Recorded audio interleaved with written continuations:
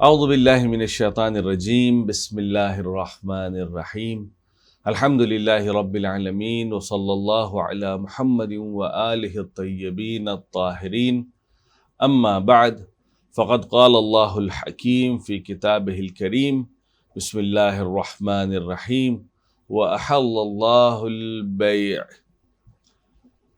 سامعین کرام و ناظرین کرام، آپ کی خدمت میں سلام پیش کرتا ہوں اور ایک بار پھر آپ کے سامنے حاضر ہوا ہوں ایک نئے موضوع کے ساتھ، ایک نئی تفسیر کے ساتھ، جس کو آپ کے سامنے پیش کرنا ہے۔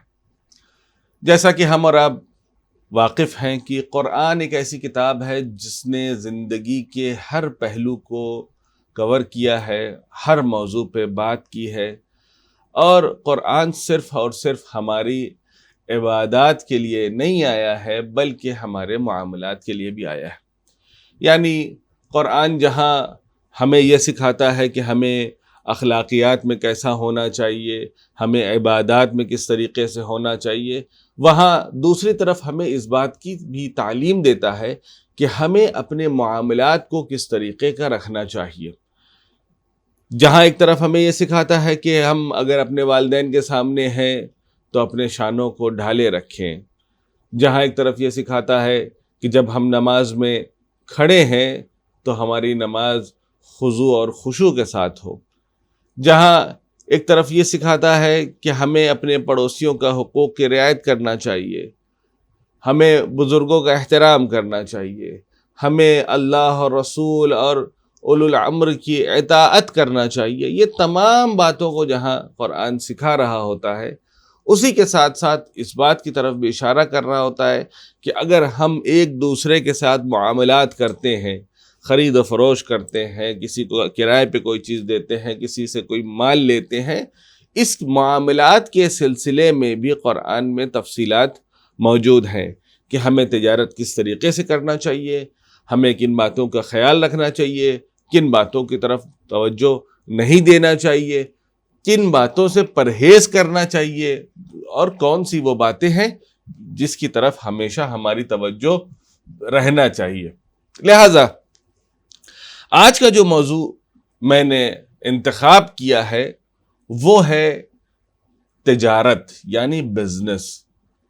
اور اللہ نے قرآن کریم میں سورہ بقرہ میں اس بات کی طرف اشارہ کیا کہ وَأَحَلَّ اللَّهُ الْبَيْعَ، کہ اللہ نے بیع، معاملات، تجارت، بزنس اگریمنٹ کو حلال قرار دیا ہے۔ اب سوال یہ پیدا ہوتا ہے کہ تجارت کیا چیز ہے؟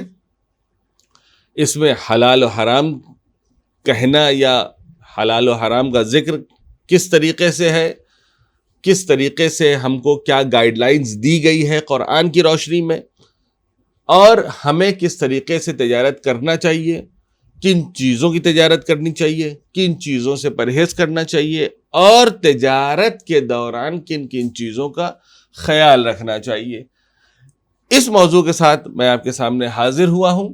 انشاءاللہ کوشش کروں گا کہ یہ موضوع آدھا آج کی جلسے میں اور انشاءاللہ باقی اگلے جلسے میں اسے مکمل کروں، کیونکہ ایک تفصیلی موضوع ہے اور انسان کی زندگی کا اہم حصہ تجارت اور معاملات میں گزرتا ہے۔ انسان کی نماز ایک محدود وقت کے لیے ہوتی ہے، دن بھر میں وہ 17 واجب رکعتیں نماز پڑھتا ہے، 51 رکعت جو مستحبات اور نوافل کے ساتھ پڑھتا ہے، جو مثلاً جمعاً تعقیبات اور تمام چیزوں کے ساتھ 1.5 سے 2 گھنٹے کا وقت آپ کا لیتی ہے۔ اس کے علاوہ اگر ہم عبادات کے ساتھ دوسرے موضوعات کو دیکھیں، جیسے روزہ ہے، تو ماہ مبارک رمضان میں، جیسا کہ ابھی ہم اور آپ ماہ مبارک رمضان میں ہیں، تو روزہ ہمارا وقت نہیں لیتا ہے، بلکہ ہم نے روزے کی نیت کی، اب اس کے بعد ہمارا وقت آزاد ہے، ہم اس وقت کے درمیان میں دوسرے بہت سارے کام کر سکتے ہیں، دعا پڑھ سکتے ہیں، مناجات کر سکتے ہیں، بلکہ چھوٹے بچے پڑھائی کرتے ہیں، اسکولز جاتے ہیں، کالجز جاتے ہیں، آج کل ایگزامز کا سیزن چل رہا ہے، بچے ایگزامز دینے جا رہے ہیں۔ میں دعا کروں گا کہ جو بچے ہمارے ایچ ایس سی اور کالج وغیرہ کے ایگزامینیشنز دے رہے ہیں یا نارمل امتحانات دے رہے ہیں اپنے اسکول کے، پروردگار اس مہینے کے صدقے میں، ان آیات قرآنیہ کے طفیل میں ان سب کو کامیابی اور کامرانی عطا کرے۔ یعنی روزہ ہمارا اس طریقے سے کہ ہمیں ایک وقت دے کر کے اس کے لیے بیٹھنا ہے، ایسی کوئی عبادت نہیں ہے۔ آپ صبح اٹھے اور فجر سے پہلے اذان صبح سے پہلے آپ نے نیت کیا کہ میں ماہ مبارک رمضان کا روزہ رکھتا ہوں قربۃ اللہ، اس کے بعد آپ صائم ہیں، آپ روزے دار خود بخود ہیں۔ اب آپ کو صرف اور صرف پرہیز کرنا ہے ان چیزوں سے جس سے روزہ باطل ہو جاتا ہے، اور اس کے ساتھ ساتھ اب آپ کو زیادہ سے زیادہ وقت جو ہے وہ استعمال کرنا ہے دعاؤں میں، عبادات میں، مناجات میں، اور اپنے روزمرہ کے کاموں میں، چاہے آفس کا ہو، چاہے وہ گھر کا ہو، چاہے وہ پڑھائی ہو، ان چیزوں میں وقت کو صرف کرنا ہے۔ تو گویا اس کے علاوہ بھی ہمارا اور آپ کا وقت کوئی عبادت نہیں لیتی ہے۔ حج ایک مخصوص ایام میں زندگی میں ایک مرتبہ واجب ہے، اس کے الگ شرائط ہیں۔ اللہ ظاہر ایسی عبادت جو ہمارے لیے ٹائم ٹیکنگ ہو، ٹائم کنزیومنگ ہو، ایسی عبادتیں بہت کم اور بہت ہی شاذ و نادر ہیں۔ تو ہمارے دن بھر کا جو وقت ہے وہ جاتا کہاں ہے؟ ہمارا اکثر وقت جو ہے یا تو کام کاج میں جاتا ہے، گھر کے، آفس کے، یا اگر ہم بازار گئے ہیں کوئی چیز خریدنے بیچنے، کسی سے معاملات کر رہے ہیں، یہاں تک کہ اگر ہم آفس میں بھی ہوتے ہیں تو وہاں پہ گویا ایک کمپنی دوسرے کمپنی سے معاملات ہی کر رہی ہوتی ہے۔ تو اب یہ دیکھنا ہے کہ ہمیں اپنی معاملات میں جو ہماری زندگی کا ایک میجر حصہ ہے، ایک بڑا حصہ ہے، اس کو کس طریقے سے اپنی زندگی میں پیادہ کرنا ہے، کس طریقے سے اسے امپلیمنٹ کرنا ہے۔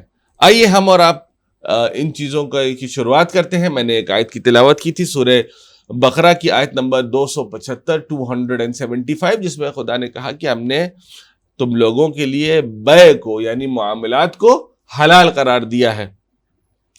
اس کے بعد ایک دوسری آیت ہے جہاں پر اسی کے پاس میں ہی دوسری آیت سورہ بقرہ کی آیت نمبر 276 میں یمحق اللہ الربا، کہ اللہ نے ربا کو ہٹا دیا ہے، پاک کر دیا ہے، بالکل مٹا دیا ہے۔ یعنی اللہ کو ربا پسند نہیں ہے۔ یعنی اگر ہم کوئی معاملہ کر رہے ہیں، کسی کے ساتھ کوئی اگریمنٹ کر رہے ہیں، کوئی لین دین کی بات کر رہے ہیں، تو ہمارے اس اگریمنٹ کے درمیان میں کوئی ربا نہیں آنی چاہیے۔ یعنی کسی بھی طریقے کا سود، کسی بھی طریقے کا انٹرسٹ شامل نہیں ہونا چاہیے ہمارے کام کاج میں، ہمارے معاملات میں۔ کیونکہ اللہ کو یہ پسند نہیں ہے کہ وہ انسان اس کے معاملات میں ربا کو درمیان میں رکھے۔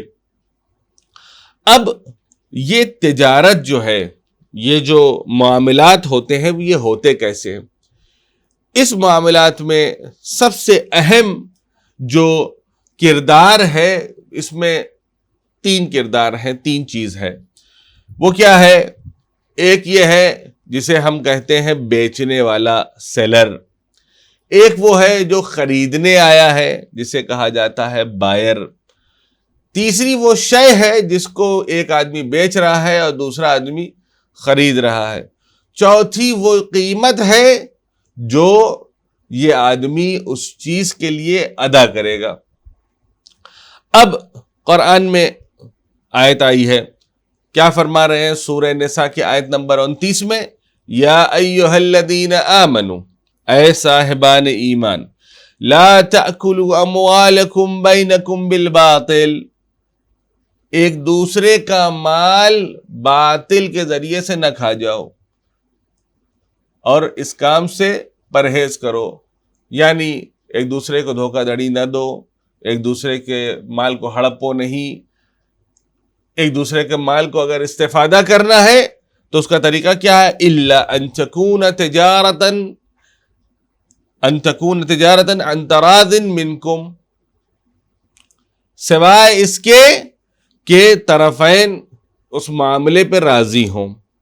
مثلا ابھی بھی ہم اور آپ جب چھوٹی سی چھوٹی چیز لینے بازار جاتے ہیں، اس میں یہ ہوتا ہے کہ ہمارا اگریمنٹ، ہماری جو لین دین کا جو معاملہ ہے، وہ کیسے کنفرم ہوتا ہے؟ کنفرم یہ ہوتا ہے کہ دینے والا قیمت دینے کے لیے راضی ہو جائے اور لینے والا قیمت لینے پر راضی ہو جائے، چاہے وہ چھوٹی سی چھوٹی چیز ہو، دھنیا اور نیمبو جیسے 1-2 روپے کی چیز ہو، چاہے وہ لاکھوں کے پراپرٹی کا معاملہ ہو، بزنس کا معاملہ ہو، گاڑی کا معاملہ ہو، زیورات کا معاملہ ہو، مکان کا معاملہ ہو، یہ تمام چیزوں میں یہ دونوں چیز لازمی ہے. کیا کہ ایک طرف خریدنے والا راضی ہو اور دوسری طرف بیچنے والا راضی ہو. جب تک کہ یہ دونوں راضی نہ ہوں گے معاملہ صحیح نہیں ہے. ایسا نہیں کر سکتے ہیں کہ اگر وہ بیچ رہا ہے، ہم نے جا کر کے اس کو کہا کہ بھائی یہ سامان کتنے کا ہے، مثال کے طور پہ اس نے کہا کہ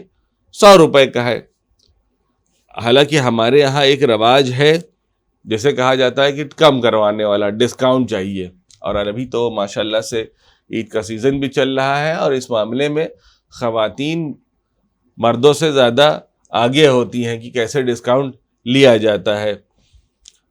ڈسکاؤنٹ لینے میں کوئی حرج نہیں ہے، بلکہ شریعت یہ کہتی ہے کہ انسان کو چاہیے کہ وہ مال کو کم کروائے، اور بلکہ خریدنے والا جو سامنے والا قیمت بول رہا ہے اس کو ادا کرے، اور بیچنے والا خود بخود قیمت کو کم کرے، کیونکہ صاحب مال بیچنے والا ہے. فی الحال تو بیچنے والے کی ذمہ داری یہ ہے کہ وہ زیادہ مہنگا سامان نہ بیچے، اور خریدنے والے کی ذمہ داری یہ ہے کہ سامنے والے سے زیادہ کم نہ کروائے. لیکن بہرحال دنیا کا نظام اور اسلام کا نظام میں فرق ہے.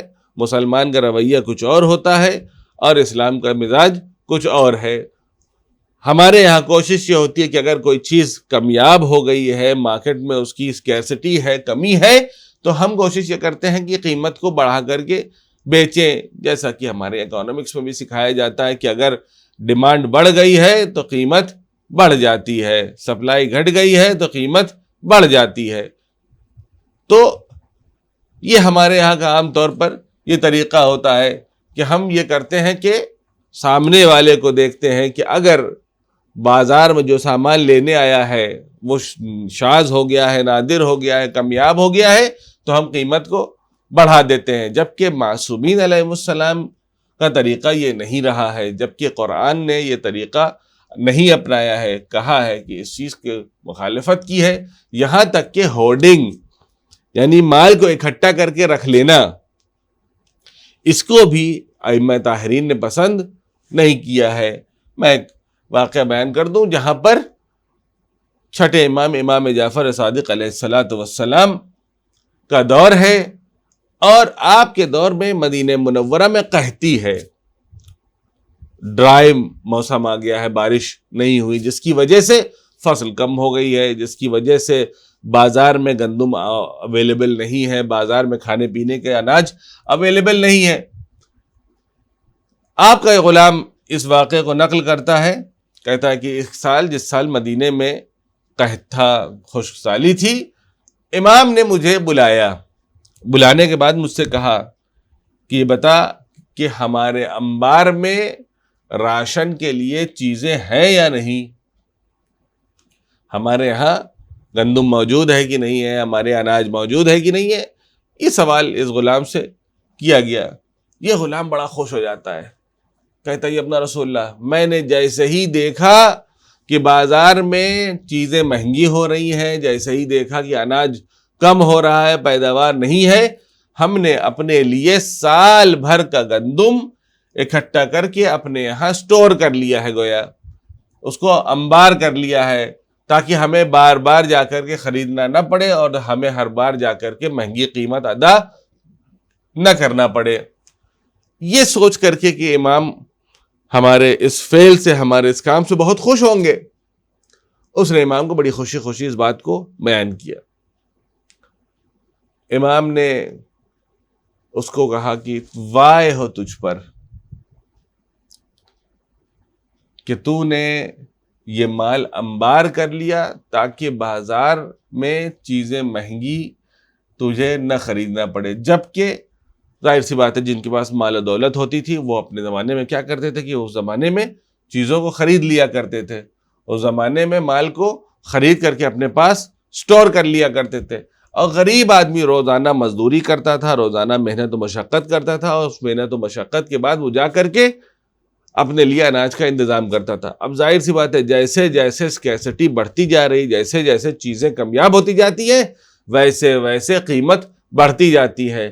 تو جو غریب ہوتا ہے وہ چیزوں کو افورڈ نہیں کر سکتا ہے. امام نے اس کو حکم دیا کہ میں تجھے حکم دیتا ہوں کہ یہ پورا مال جو تو نے انبار کر کے رکھ لیا ہے, جس کی وجہ سے لوگوں تک مال سستے میں نہیں پہنچ پا رہا ہے, اس کو لو اور جا کر کے شہر کی منڈی میں, شہر کے بازار میں اس کو لے جا کر کے اس دام پر جو عام دنوں میں دام ہوتا ہے اس پہ جا کر کے غریبوں کے درمیان میں بیچ دو.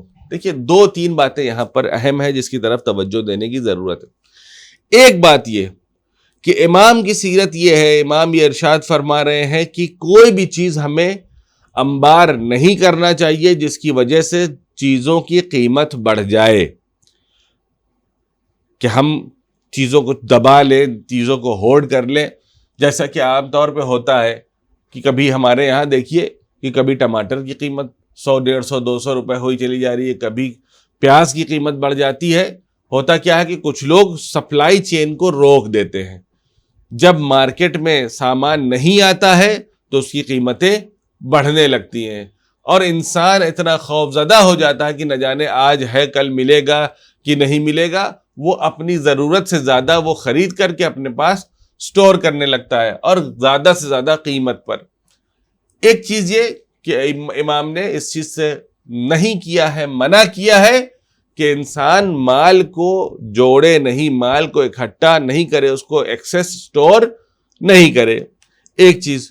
دوسری چیز یہ ہے کہ جب کبھی مال کو بیچ رہے ہو, یہ اضطراری حالت میں نہیں, ایکسٹرا الگ سے جو ایکسٹرا آرڈنری سچویشن کا ذکر نہیں ہو رہا ہے. یہاں تک کہ معصومین علیہ السلام یہ ارشاد فرماتے ہیں کہ اگر ایک پروڈکٹ آپ کے علاقے میں سستا ملتا ہے اور دوسرے علاقے میں مثلاً وہ چیز ملتی ہی نہیں ہے, اور آپ یہ سوچیں کہ ہم اپنے علاقے سے لے جا کر کے دوسرے کے علاقے میں اسے بیچ دیں, اگر یہ کام بھی آپ کر رہے ہیں تو بھی اس بات کی رعایت کرنا پڑے گا کہ ہم ضرورت سے زیادہ اسے مہنگا نہ بیچیں. یعنی اس حالت میں بھی انسان کی ذمہ داری یہی ہے کہ وہاں پر بھی جانے کے بعد اپنا پروفٹ مارجن بہت ہی منیمل رکھے. ایسا نہ ہو کہ لوگوں کی مجبوری کا فائدہ اٹھانے لگے. پتہ چلا کہ ہم نے اپنے یہاں سے ایک سامان خریدا جس کی قیمت مثال کے طور پر 10 روپے ہے, اور دوسرے علاقے میں چونکہ وہ چیز نہیں مل رہی ہے, وہاں جانے کے بعد ہم نے دیکھا یہاں موقع اچھا ہے, بجائے اس کے کہ وہ چیز مثلا 25 روپے 30 روپے میں بیچی جاتی, جو کہ ایونچولی 150 سے 200% پروفٹ مارجن پہ آدمی بیچ رہا ہے, ہم نے جا کر کے وہاں پہ 80, 90 اور 100 روپے میں سامان کو بیچنا شروع کر دیا, یعنی 8 گنا 10 گنا بڑھا کر کے. نہیں, امام فرماتے ہیں کہ دیکھو اس چیز کی قیمت عام صورتحال میں اس جگہ پر کتنی ہوگی, اسی قیمت پر اسے بیچنا ہے, چاہے وہ چیز وہاں پہ کم یاب ہو یا نہ ہو. اسی طریقے سے یہاں پر بھی امام اپنے غلام کو حکم دے رہے ہیں کہ جاؤ بازار میں سے لے کر کے, اور جانے کے بعد اسے مہنگے داموں پہ نہیں بیچنا ہے کہ جیسے باقی لوگ بیچ رہے ہیں. باقی لوگ بیچ رہے ہیں, باقی لوگوں کو پروفٹ ہو رہا ہے. نہیں, باقی لوگوں کی طرح آپ کو مہنگے داموں پر اس کو نہیں بیچنا ہے, بلکہ جب آپ وہاں پہنچے تو اس دام پر آپ کو اسے بیچنا ہے جو عام دنوں میں جو اس کا ریٹ ہوتا ہے. مثال کے طور پر جیسے ہمارے یہاں پیاز, میں نے بھی مثال پیش کی کہ پیاز اور ٹماٹر کبھی کبھی بہت مہنگے ہو جاتے ہیں, کبھی نیمبو مہنگا ہو جاتا ہے, کبھی کوئی چیز مہنگی ہو جاتی ہے. تو اگر یہ چیز جس کی قیمت مثال کے طور پر 20 روپے 25 روپے 50 روپے ہوتی ہے, قیمت مہنگی ہو گئی اور بازار میں 150 روپے 200 روپے کا بکنے لگ گیا, تو امام فرماتے ہیں ایسی سچویشن میں بھی اگر آپ کے پاس مال مہیا تھا, آپ کے پاس مال اکٹھا تھا, اور آپ اس کو جا کر کے باہر بازار میں بیچنے والے ہیں, تو اس صورت میں بھی 50 روپے کی چیز آپ کو حق نہیں ہے کہ آپ اسے 150 روپے میں بیچیں کیونکہ مارکیٹ میں کمی ہے. نہیں, آپ اس میں اپنا پروفٹ رکھیں, بالکل رکھیں, لیکن اس کی قیمت زیادہ سے زیادہ, اگر 50 روپے کی چیز ہے تو آپ اسے 70 75 80 روپے میں بیچ دیں. یعنی عام قیمت پر ہی بیچنے کی اجازت دی ہے، تاکہ جو غریب ہے، جو جس کے پاس نہیں ہے، جس کے پاس مال و دولت نہیں ہے، جو روزانہ کی مزدوری کر کے کماتا کھاتا ہے، وہ بھی ان چیزوں کو کھا سکے، ان چیزوں کو استعمال کر سکے۔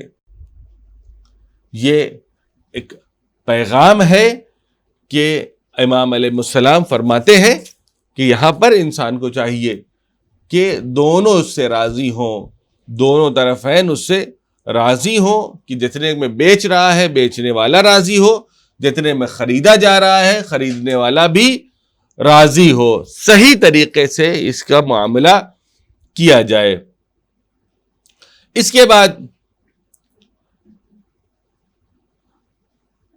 جو اگلا مسئلہ ہے وہ یہ ہے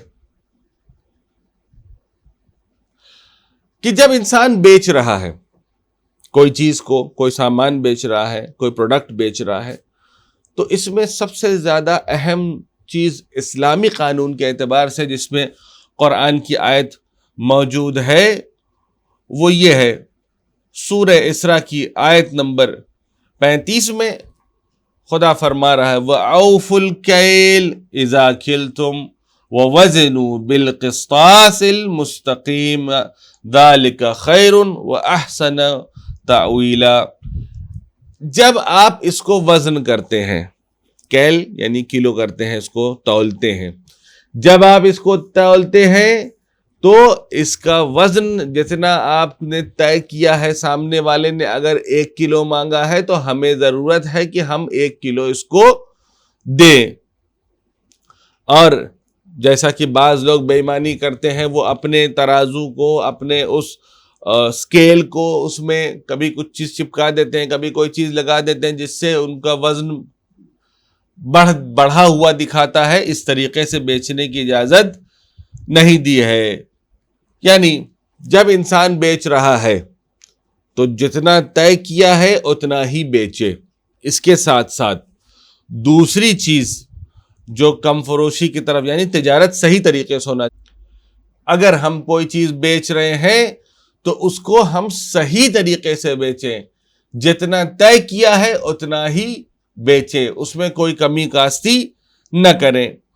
اس کے علاوہ جو دوسری آیت آئی ہے سورہ مطففین کی ابتدائی آیت ہے وَيْلٌ لِّلْمُطَفِّفِينَ، وائے ہو تم پر جو کہ کم فروشی کرتے ہیں۔ یعنی 10 کلو ہم خریدنے گئے، پتہ چلا کہ سامنے والے نے ہمیں 9.5 کلو ہی دے دیا اور پیسے پورے 10 کلو کے لے لیے۔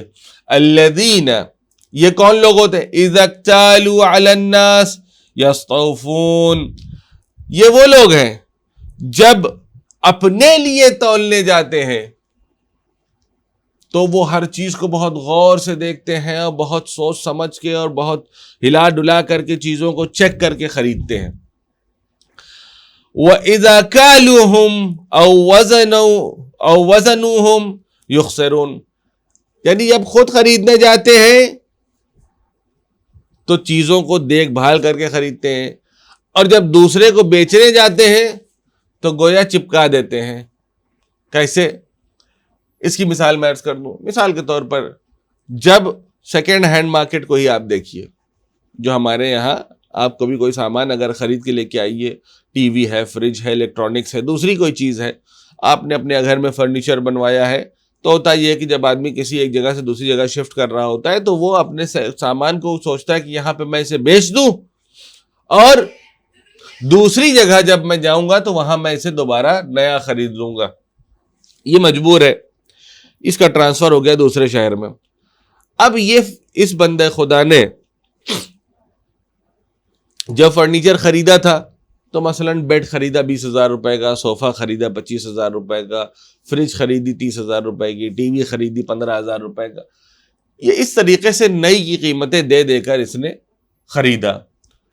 جب یہ خریدنے آتے ہیں ان کے یہاں، جب آپ یہ بندے خدا بیچنے کے لیے گیا کہ مجھے بیچنا ہے، میں اسے بیچ دوں تاکہ یہاں سے جانے میں مجھے پریشانی ہے، اب یہ 20,000 روپے کا جو اس نے مثلا بیڈ خریدا تھا، اب یہ بیچنے گیا تو سامنے والا جو خریدنے آتا ہے وہ کیا کرتا ہے؟ دیکھوں صحیح ہے کہ نہیں ہے، کہیں سے ٹوٹا تو نہیں ہے، کہیں اس میں کوئی اس کی اس کی جو پلائی ہے وہ تو خراب نہیں ہو گئی ہے، کوئی چیز ٹوٹ تو نہیں گئی ہے، کوئی چیز خراب تو نہیں ہو گئی ہے، اس کے بعد بھی کہے گا ارے نہیں مجھے تو نہیں خریدنا تھا، لیکن اب آپ جا رہے ہیں تو اب میں سوچ رہا ہوں کہ اب کہاں آپ جائیں گے، پریشان ہوں گے، تو میں سوچ رہا ہوں کہ آپ سے خرید لوں. یعنی خریدنا بھی ہے اور سامنے والے کے اوپر احسان بھی کرنا ہے. اور اس کے بعد جو ہے جو 20,000 کا سامان تھا، آنے کے بعد انہوں نے کہا کہ بھائی 5,000 سے زیادہ میں آپ کو نہیں دے سکتا. اب یہ بندہ خدا بھی گویا مجبور ہے کہ کیا کرے. اس سے بہرحال معاملہ کیا، اب 5-6 ہزار روپے میں اس نے بیچ دیا.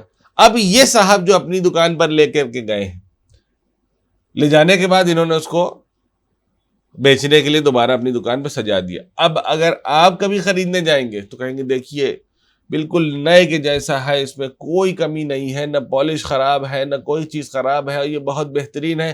نیا آپ جو ہے خریدنے جائیں گے، لکڑی ہی تو ہے، تو چلنا تو ہے ہی ہے، خراب تھوڑی نہ ہونا ہے. آپ نیا خریدیں گے 20,000 دینا پڑے گا، یہ لیجئے میں آپ کو اسے 15,000 میں دے دیتا ہوں. یعنی وہی چیز جب آپ خریدنے گئے تھے، جن کو اللہ نے جن کے اوپر وائی کہا ہے کہ لعنت ہو ان کے اوپر،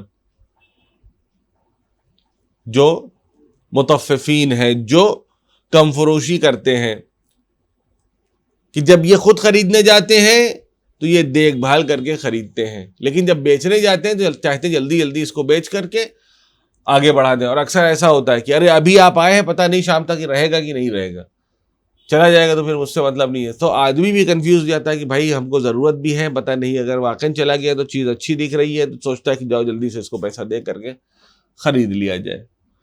اسی طریقے سے اگر آپ جائیے کبھی بازار میں سبزی خریدنے، فروٹس خریدنے، وہاں پہ بھی ایسا ہی ہوتا ہے.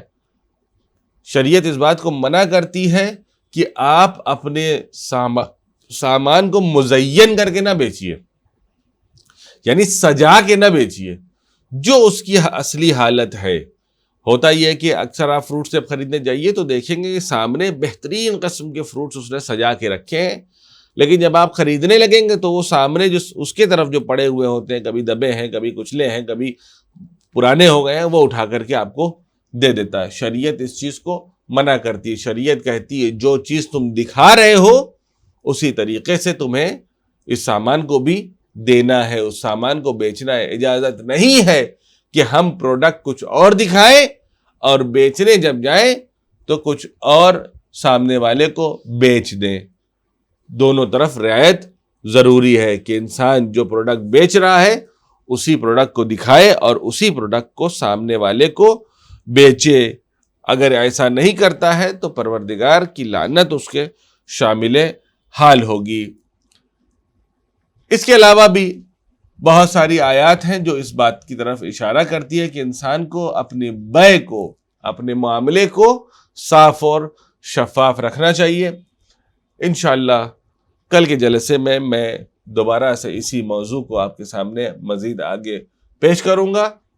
آج کا یہ پروگرام ختم کرنے سے پہلے میں ایک سوال، جیسا کہ دستور ہے پوچھنے کا، میں چاہوں گا کہ وہ سوال آپ سے دریافت کروں، اور صحیح جواب اور سب سے پہلے صحیح جواب دینے والے کو نفیس انعامات سے علی ٹی وی کی جانب سے نوازا جائے گا. لہذا آپ کا سوال یہ ہے کہ جس آیت کریمہ کی میں نے تلاوت کی تھی، احل اللہ البیع، یہ کس سورے میں ہے اور اس کا آیت نمبر کیا ہے؟ جو بالکل شروع میں نے پوچھا تھا. انشاءاللہ صحیح جواب دینے والے کو نفیس انعامات سے علی ٹی وی کی جانب سے نوازا جائے گا، ان کے نام کو بھی انشاءاللہ اعلان کیا جائے گا. اسی کے ساتھ میں آپ سے اجازت چاہتا ہوں. والسلام علیکم ورحمۃ اللہ وبرکاتہ.